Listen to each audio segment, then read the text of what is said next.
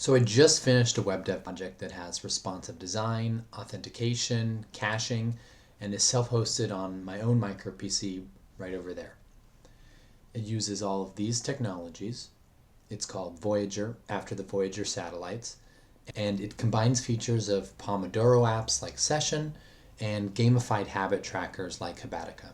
Voyagr is responsive to any screen size, and besides being a website, is also a desktop app built using Capacitor and Electron.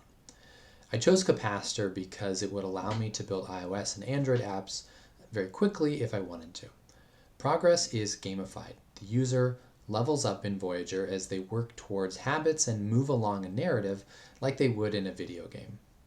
New users are walked through onboarding, and pretty much everything after that is customizable. A developer mode assists debugging, and users can hard delete to get rid of their entire account data from the SQL database, or soft delete for normal maintenance.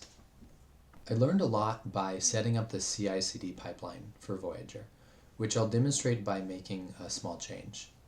When I push the change, two GitHub actions kick off.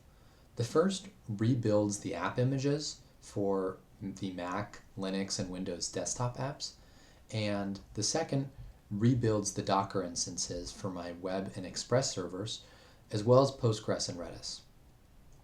Postgres data is backed up via a cron job and persists on volumes, even if the instance is rebuilt. These Docker instances run in a Proxmox server, running on a micro PC that, like I said earlier, is right over there. No, there. Finally, what did I learn? Authentication.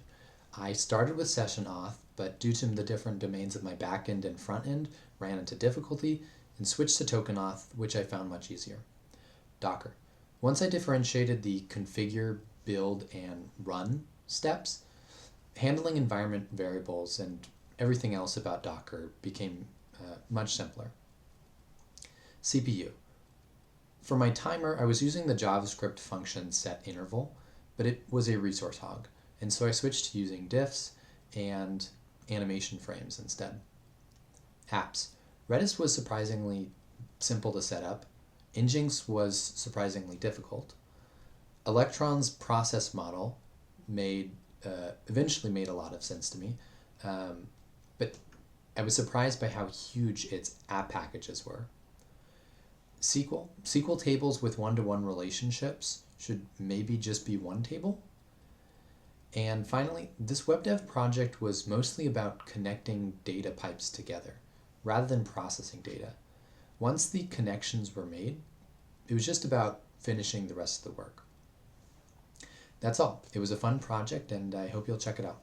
Thanks.